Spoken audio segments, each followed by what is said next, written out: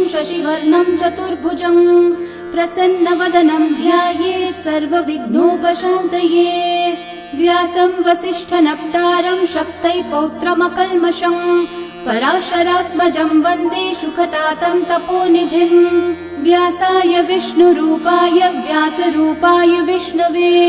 नमो वै ब्रह्मनिधये वासिष्ठाय नमो नमः।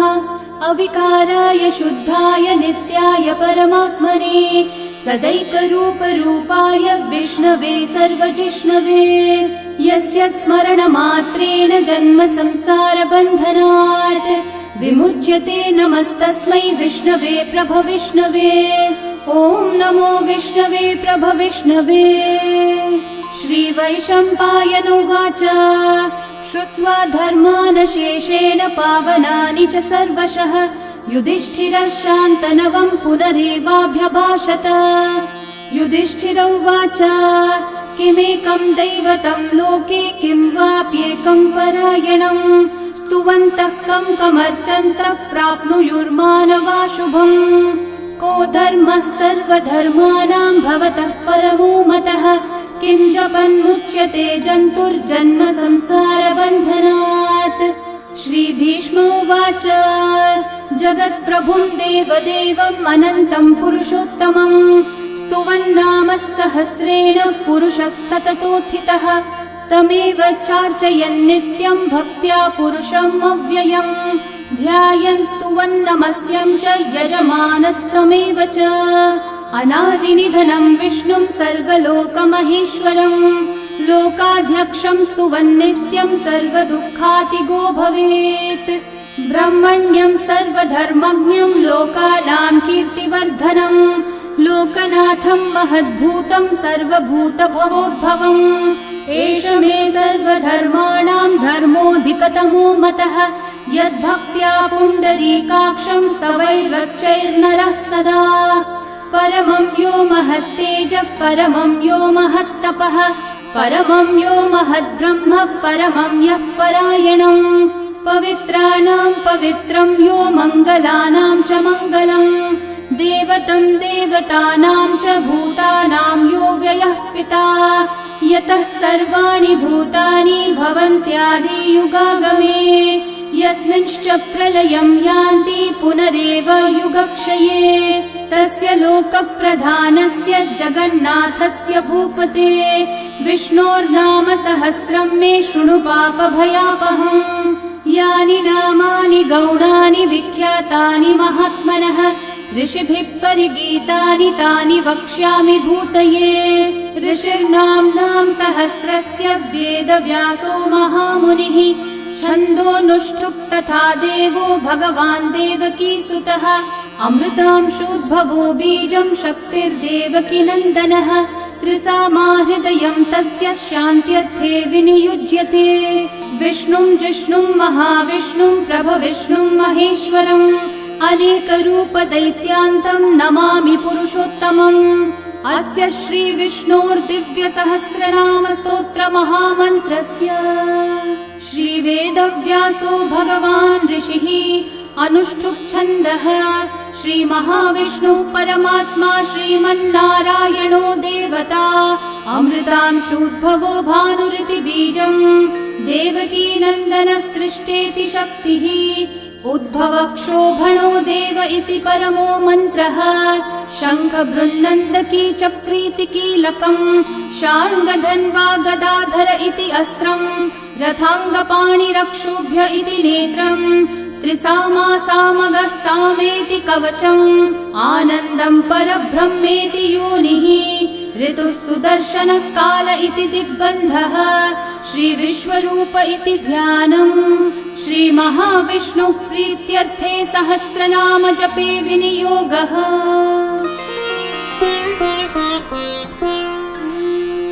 ध्यानम् क्षीरोधन्वत्प्रदेशे शुचिमणिविलसत्सैकते मौक्तिकानां माला क्लृप्तासनस्तस्फटिकमणिनिभैर्मौक्तिकैर्मण्डिताङ्गः शुभ्रैरभ्रैरतभ्रैरुपरि विरचितैर्मुक्तपीयूषवर्षैः आनन्दीनः पुनीयादरिनलिनगदा शङ्खपाणिर्मुकुन्दः भुःपादौ यस्य नाभिर्वियदसुरनिलश्चन्द्रसूर्यौ च नेत्रे कर्णावाशाः शिरौ द्योर्मुखमपि दहनो यस्य वास्तेयमब्धिः अन्तस्थं यस्य विश्वं सुरनरखगो भोगि गन्धर्वदैत्यैः चित्रं रम्यते तं त्रिभुवन विपुषं विष्णुमीशं नमामि। ॐ नमो भगवते वासुदेवाय। शान्ताकारं भुजगशयनं पद्मनाभं सुरेशं विश्वाधारं गगनसदृशं मेघवर्णं शुभांगं लक्ष्मीकान्तं कमलनयनं योगिहृद्ध्यानगम्यं वन्दे विष्णुं भवभयहरं सर्वलोकैकनाथं मेघश्यामं पीतकौशेयवासं श्रीवत्साङ्कं कौस्तुभोद्भासिताङ्गं पुण्योपेतं पुण्डरीकायताक्षं विष्णुं वन्दे सर्वलोकैकनाथम्। नमः समस्तभूतानामादिभूताय भूभृते अनेकरूपरूपाय विष्णवे प्रभविष्णवे सशङ्खचक्रं सकिरीटकुण्डलं सपीतवस्त्रं सरसीरुहेक्षणं सहारवक्षस्थलशोभिकौस्तुभं नमामि विष्णुं शिरसा चतुर्भुजम् छायायां पारिजातस्य हेमसिंहासनोपरि आसीनमं बुधश्याममायताक्षम् अलङ्कृतम् चन्द्राननं चतुर्बाहुं श्रीवत्साङ्कितवक्षसं रुक्मिणी सत्यभामाभ्यां सहितं कृष्णमाश्रये। ॐ विश्वं विष्णुर्वषट्कारो भूतभव्यभवत्प्रभुः भूतकृद्भूतभृद्भावो भूतात्मा भूतभावनः भूतात्मा परमात्मा च मुक्तानां परमा गतिः अव्ययः पुरुषः साक्षी क्षेत्रज्ञोऽक्षर एव च योगो योगविदां नेता प्रधानः पुरुषेश्वरः नारसिंहः वपुः श्रीमान् केशवः पुरुषोत्तमः सर्वः सर्वः शिवस्थाणोर्भूतादिर्निधिरव्ययः सम्भवो भावनो भर्ता प्रभवः प्रभुरीश्वरः स्वयंभू शम्भुरादित्यः पुष्कराक्षो महास्वनः अनादिनिधनो धाता विधाता धातुरुत्तमः अप्रमेयो ऋषिकेशः पद्मनाभोऽमरः प्रभुः विश्वकर्मा मनुस्त्वष्टा स्थविष्ठस्थविरो ध्रुवः अग्राह्यः शाश्वतः कृष्णो लोहिताक्षः प्रतर्दनः प्रभुतस्त्रिककुब्धामः पवित्रं मङ्गलं परम् ईशानः प्राणदः प्राणो ज्येष्ठः श्रेष्ठः प्रजापतिः हिरण्यगर्भो भूगर्भो माधवो मधुसूदनः ईश्वरो विक्रमी धन्वी मेधावी विक्रमक्रमः अनुत्तमो दुराधर्षः कृतज्ञः कृतिरात्मवान् सुरेशः शरणं शर्म विश्वरेतः प्रजाभवः अहः संवत्सरो व्याळः प्रत्ययः सर्वदर्शनः अजः सर्वेश्वरः सिद्धिः सिद्धि सर्वादिरच्युतः वृषा कपिरमेयात्मा सर्वयोगविनिःसृतः वसुर्वसुमना सत्यः समात्मा संमितः समः अमोघः पुण्डरीकाक्षो वृषकर्मा वृषाकृतिः रुद्रो बहुशिरा बभ्रुर्विश्वयोनिः शुचिश्रवाः अमृतः शाश्वतस्थाणोर्वरारोहो महातपाः सर्वगः सर्वविद्भानुः विश्वक्सेनो जनार्दनः वेदो वेदविदव्यङ्गो वेदाङ्गो वेदवित्कविः लोकाध्यक्षः सुराध्यक्षो धर्माध्यक्षः कृताकृतः चतुरात्मा चतुर्व्यूहश्चतुर्दंष्ट्रश्चतुर्भुजः भ्राजिष्णुर्भोजनं भोक्ता सहिष्णुर्जगदादिजः अनघो विजयो जेता विश्वयोनिः पुनर्वसुः उपेन्द्रो वामनः प्रांशुरमोघः शुचिरूर्चितः अतीन्द्रः सङ्ग्रहः सर्गो धृतात्मा नियमो यमः वेद्यो वैद्यः सदा योगी वीरः माधवो मधुः अतीन्द्रियो महामायो महोत्साहो महाबलः महाबुद्धिर्महावीर्यो महाशक्तिर्महाद्युतिः अनिर्देश्य वपुः श्रीमान् अमेयात्मा महाधृतक् महेश्वासो महीभर्ता श्रीनिवासः सतां गतिः अनिरुद्धः सुरानन्दो गोविन्दो गोविदाम्पतिः मरीचिर्दमनोहंसः सुपर्णो भुजगोत्तमः हिरण्यनाभः सुतपः पद्मनाभः प्रजापतिः अमृत्युः सर्वदृक्सिंहः सन्धाता सन्धिमान् स्थिरः अजो दुर्मशनः शास्ता विश्रुतात्मा सुरारिः गुरुर्गुरुतमो धामः सत्यः सत्यः पराक्रमः निमिषो निमिषस्रग्वी वाचस्पतिरुदारधीः अग्रणीर्ग्रामणी श्रीमान् न्यायो नेता समीरणः सहस्रमूर्धा विश्वात्मा सहस्राक्षः सहस्रपात् आवर्तनो निवृत्तात्मा संवृतः सम्प्रमर्दनः अहः संवर्तको वह्निरनिलो धरणीधरः सुप्रसादः प्रसन्नात्मा विश्वदृग्विश्वभुग्विभुः सत्कर्ता सत्कृतः साधुर्जन्मोर्नारायणो नरः असंख्येयो प्रमेयात्मा विशिष्टः शिष्टकृच्छुचिः सिद्धार्थः सिद्धसङ्कल्पः सिद्धिदः सिद्धिसाधनः वृषाही वृषभो विष्णुर्वृषपर्वा वृषोदरः वर्धनो वर्धमानश्च विविक्तः श्रुतिसागरः सुभुजो दुर्धरो वाग्मी महेन्द्रो वसुदो वसुः नैकरूपो बृहद्रूपः क्षिपिविष्टप्रकाशनः ओजस्तेजोद्युतिधरः प्रकाशात्मा प्रतापनः ऋद्धः स्पष्टाक्षरो मन्त्रश्चन्द्रांशूर्भास्करद्युतिः अमृतांशूद्भवो भानुः शशबिन्दुः सुरेश्वरः औषधं जगतः सेतुः सत्यधर्मः पराक्रमः भूतभव्यभवन्नाथः पवनः पावनो नलः कामः कामकृत्कान्तः कामः कामप्रदः प्रभुः युगादिकृद्युगावर्तो नैकमायो महाशनः अदृश्यो व्यक्तरूपश्च सहस्रजिदनन्तजित् इष्टो विशिष्टशिष्टेष्ठः शिखण्डी नहुषो वृषः क्रोधः क्रोधकृत्कर्ता विश्वबाहुर्महीधरः अच्युतः प्रथितः प्राणः प्राणदो वासवानुजः अपान्निधिरधिष्ठानम् अप्रमत्तः प्रतिष्ठितः स्कन्दः स्कन्दद्धरो धुर्यो वरदो वायुवाहनः वासुदेवो बृहद्भानुरादिदेवः पुरन्दरः अशोकस्थारणस्थारः शूरः शौरिर्जनेश्वरः अनुकूलः शतावर्तः पद्मी पद्मनिभीक्षणः पद्मनाभोरविन्दाक्षः पद्मगर्भः शरीरभृत् महर्धिरिद्धो वृद्धात्मा महाक्षो गरुडध्वजः अतुलः शरभो भीमः समयज्ञो हविर्हरिः सर्वलक्षणलक्षण्यो लक्ष्मीवान् समितिञ्जयः विक्षरो रोहितो मार्गो हेतुर्दामोदरः सहः महीधरो महाभागो वेगवानमिताशनः उद्भवक्षोभणो देवः श्रीगर्भः परमेश्वरः करणं कारणं कर्ता विकर्ता गहनो गुहः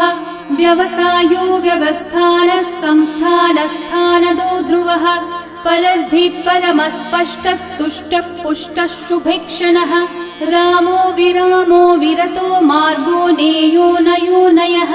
वीरशक्तिमतां श्रेष्ठा धर्मो धर्मविदुत्तमः वैकुण्ठः पुरुषः प्राणः प्राणदः प्रणवपृथुः हिरण्यगर्भः शत्रुघ्नो व्याप्तो वायुरधोक्षजः ऋतुः सुदर्शनः कालः परमेष्ठी परिग्रहः उग्रः संवत्सरो दक्षो विश्रामो विश्वदक्षिणः विस्तारस्थावरस्थाणु प्रमाणं बीजमव्ययम् अर्थोऽनर्थो महाकोशो महाभोगो महाधनः अनिर्विण्णस्थविष्ठो भूर्धर्मयूपो महामखः नक्षत्रनेमिर्नक्षत्री क्षामः क्षामः समीहनः यज्ञयुज्यो महेज्यश्च क्रतुः सत्रं सताङ्गतिः सर्वदर्शी विमुक्तात्मा सर्वज्ञो ज्ञानमुत्तमम् सुहृतः सुमुखः सूक्ष्मः सुघोषः सुखदः सुहृत् मनोहरो जितक्रोधो वीरबाहुर्विदारणः स्वापनः स्ववशो व्यापी नैकात्मा नैककर्मकृत् वत्सरो वत्सलो वत्सी रत्नगर्भो धनीश्वरः धर्मगुप्धर्मकृद्धर्मी सदसक्षरमक्षरम् अविज्ञाता सहस्रांशूर्विधाता कृतलक्षणः गभस्तिनेमि सत्त्वस्थः सिंहो भूतमहेश्वरः आदिदेवो महादेवो देवेशो देवभृद्गुरुः उत्तरो गोपतिर्गोप्ता ज्ञानगम्यः पुरातनः शरीरभूतभृद्भोक्ता कपीन्द्रो भूरि दक्षिणः सोमपोमृतपः सोमः पुरुजित्पुरुसत्तमः विनयोजयः सत्यसन्धो दाशारः सात्वतां पतिः जीवो विनयिता साक्षी मुकुन्दोमितविक्रमः अम्भोनिधिरनन्तात्मा महोदधिशयोऽन्तकः अजो महार्हः स्वाभाव्यो जितामित्रप्रमोदनः आनन्दो नन्दनो नन्दः सत्यधर्मात्रिविक्रमः महर्षि कपिलाचार्य कृतज्ञो मेदिनीपतिः त्रिपदस्त्रिदशाध्यक्षो महाशृङ्गकृतान्तकृत् महावराहो गोविन्दः सुषेणः कनकाङ्गदे गुह्यो गभीरो गहनो गुप्तश्चक्रगदाधरः वेधास्वाङ्गोजितः कृष्णो दृढसङ्कर्षणोच्युतः वरुणो वारुणो वृक्षः पुष्कराक्षो महामनाः भगवान् भगहानन्दी वनमाली हलायुधः आदित्यो ज्योतिरादित्यः सहिष्णुर्गतिसत्तमः सुधन्वा खण्डपरशुर्दारुणो द्रविणप्रदः दिवस्पृक् सर्वदृग्व्यासो वाचस्पतिरयो निजः त्रिसामासामगः सामन्निर्वाणं भेषजम्भिषक् सन्न्यासकृच्छमः शान्तो निष्ठा शान्तिपरायणम् शुभाङ्गः शान्तिदः सृष्टा कुमुदः कुवलेशयः गोहितो गोपतिर्गोप्ता वृषभाक्षो वृषप्रियः अनिवर्ती निवृत्तात्मा संक्षेप्ताक्षेमकृच्छिवः श्रीवत्सवक्षा श्रीवासः श्रीपतिः श्रीमतांवरः श्रीधः श्रीशः श्रीनिवासः श्रीनिधिः श्रीविभावनः श्रीधरः श्रीकरः श्रेयः श्रीमान् लोकत्रयाश्रयः स्वक्षः स्वङ्गः शतानन्दो नन्दिर्ज्योतिर्गणेश्वरः विजितात्मा विधेयात्मा सत्कीर्तिश्चिन्न संशयः उदीर्णः सर्वतश्चक्षुरनीशः शाश्वतः स्थिरः भूषयो भूषणो भूतिर्विशोकः शोकनाशनः अर्चिष्मान् अर्चितः कुम्भो विशुद्धात्मा विशोधनः अनिरुद्धो प्रतिरथः प्रद्युम्नोमितविक्रमः कालनेमी निहावीरः शौरी शूरजनेश्वरः त्रिलोकात्मा त्रिलोकेशः केशवः केशिहा हरिः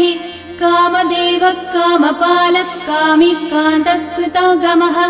अनिर्देश्य वपुर्विष्णु वीरोऽनन्तो धनञ्जयः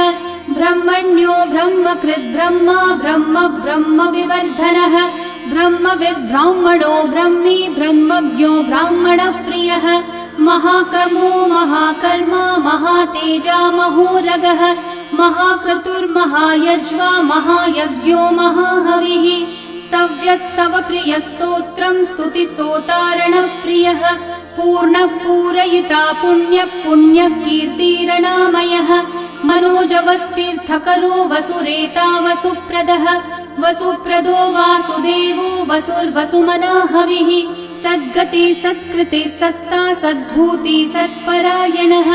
शूरसेनो यदुश्रेष्ठः सन्निवासः सुयामुनः भूता वासो वासुदेवः सर्वासु निलयो नलः दर्पः दर्पदो दृप्तो दुर्धरोऽथा पराजितः विश्वमूर्तिर्महामूर्तिर्दीप्तमूर्तिरमूर्तिमान्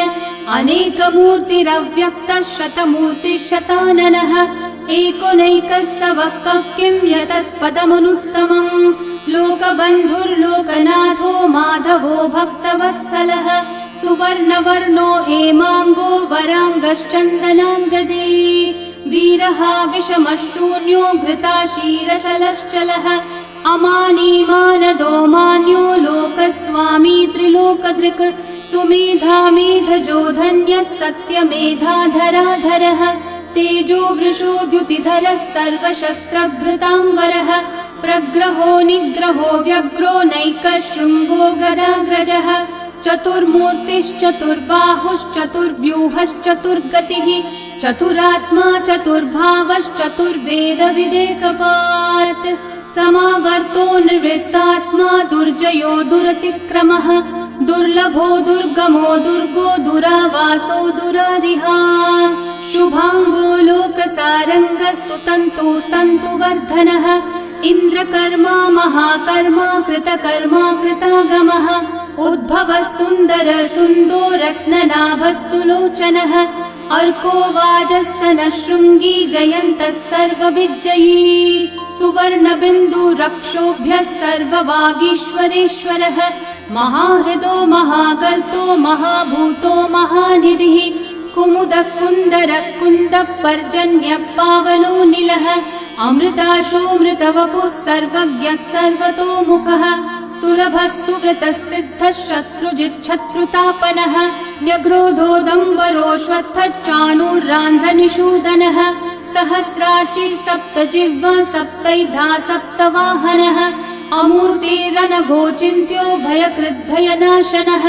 अनुर्बृहत्कृशस्थूलो गुणभृन्निर्गुणो महान् अधृतस्वधृतस्वास्य प्राग्वंशो वंशवर्धनः भारभृत्कथितो योगी योगीशः सर्वकामदः आश्रमश्रमणश्रामः सुपर्णो वायुवाहनः धनुर्धरो धनुर्वेदो दण्डो दमयिता दमः अपराजितः सर्वसहो नियन्ता नियमो यमः सत्त्ववान् सात्विकः सत्यः सत्यधर्मपरायणः अभिप्रायप्रियार्होर्हः प्रियकृत्कृतिवर्धनः विहाय स गतिर्ज्योतिः सुरचिर्हुतभुक् विभुः रविर्विरोचनः सूर्यः सविता रविलोचनः अनन्तो हुतभुग्भोक्ता सुखदो नैकजोऽग्रजः अनिर्विण्णः सदा मर्षि लोकाधिष्ठानमद्भुतः सनातनतमः कपिलः कपिरव्ययः स्वस्तिदः स्वस्तिकृत् स्वस्ति स्वस्ति भुक् स्वस्ति दक्षिणः अरौद्रः कुण्डली चक्री विक्रमयूर्जितशासनः शब्दातिगः शब्दसः शिशिरः शर्वरीकरः अक्रूरः पेशलो दक्षो दक्षिणः क्षमिनाम्बरः विद्वत्तमो वीतभयः पुण्यश्रवणकीर्तनः उत्तारणो दुष्कृतिः पुण्यो दुःस्वप्ननाशनः वीरः रक्षणः सन्तो जीवनः पर्यवस्थितः अनन्तरूपोऽनन्तश्रीर्जितमन्युर्भयापहः चतुर्रश्रो गभीरात्मा विदिशो व्यादिशो दिशः अनादिर्भूर्भुवो लक्ष्मी सुवीरो रुचिराङ्गदः जननो जनजन्मादि भीमो भीमपराक्रमः आधारनिलयो धाता पुष्पहास प्रजागरः ऊर्ध्वगः सत्पथाचारः प्राणदः प्रणवप्पणः प्रमाणं प्राणनिलयं प्राणभृत् प्राणजीवनः तत्त्वं तत्त्वविदेकात्मा जन्म मृत्युजरातिगः भूर्भुवः स्वस्तरुस्तारः सविता प्रपितामहः यज्ञो यज्ञपतिर्यज्वा यज्ञाङ्गो यज्ञवाहनः यज्ञभृद्यज्ञकृद्यज्ञी यज्ञभुग्यज्ञसाधनः यज्ञातकृद्यज्ञगुह्यामन्नमन्नादयेव च आत्मयोनिः स्वयं जातो वैखानः सामगायनः देवकीनन्दनः सृष्टा शितीशः पापनाशनः शङ्खबृन्नन्दकी चक्री शार्ङ्गधन्वा गदाधरः रथाङ्गपाणिरक्षोभ्यः सर्वप्रहरणायुधः सर्वप्रहरणायुध ॐ नम इति वनमाली गदी शार्ङ्गी शङ्खी चक्री च नन्दकी श्रीमान्नारायणो विष्णुर्वासुदेवोऽभिरक्षतु वनमाली गदी शार्ङ्गी शङ्खी चक्री च नन्दकी श्रीमान्नारायणो विष्णुर्वासुदेवोऽभिरक्षतु वनमाली गदी शार्ङ्गी शङ्खी चक्री च नन्दकी श्रीमान्नारायणो विष्णुर्वासुदेवोऽभिरक्षतु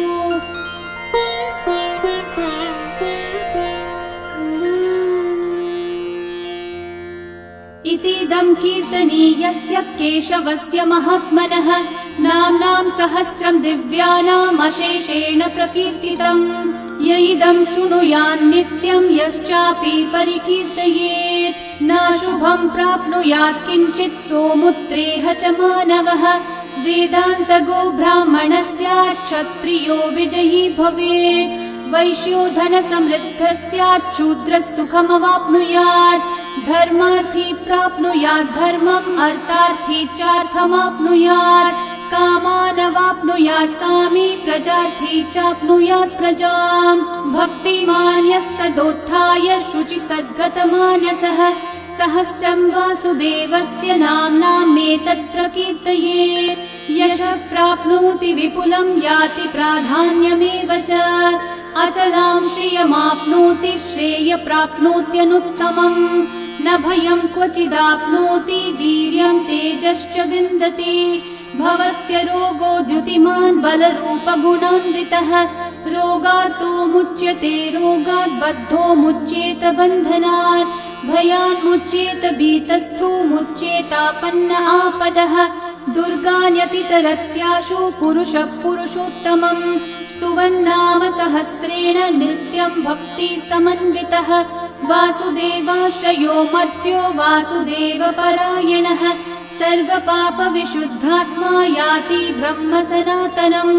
न वासुदेव भक्तानामशुभं विद्यते क्वचित् जन्म मृत्यु जरा व्याधि भयं नैवोपजायते इमं स्तवमधीयानः श्रद्धा भक्ति समन्वितः युज्येतात्मसुखः शान्ति श्रीधृति स्मृति कीर्तिभिः न क्रोधो न च मात्सर्यं न लोभो नाशुभा मतिः भवन्ति कृतपुण्यानां भक्तानां पुरुषोत्तमे द्यौस चन्द्रार्कनक्षत्राखं दिशो भूर्महो दधिः वासुदेवस्य वीर्येण विदतानि महात्मनः ससुरासुरगन्धर्वं स यक्षोरगराक्षसम् जगद्वशे वर्ततेदं कृष्णस्य सचराचरम् इन्द्रियाणि मनोबुद्धिः सत्त्वं तेजो बलं द्युतिः वासुदेवात्मकन्याहुः क्षेत्रं क्षेत्रज्ञ एव च सर्वागमानामाचार प्रथमं परिकल्पते आचार प्रभवो धर्मो धर्मस्य प्रभुरच्युतः ऋषयः पितरो देवा महाभूतानि धातवः जङ्गमाजङ्गमं चेदं जगन्नारायणोद्भवम् योगो ज्ञानं तथा साङ्ख्यं विद्या शिल्पादिकर्म च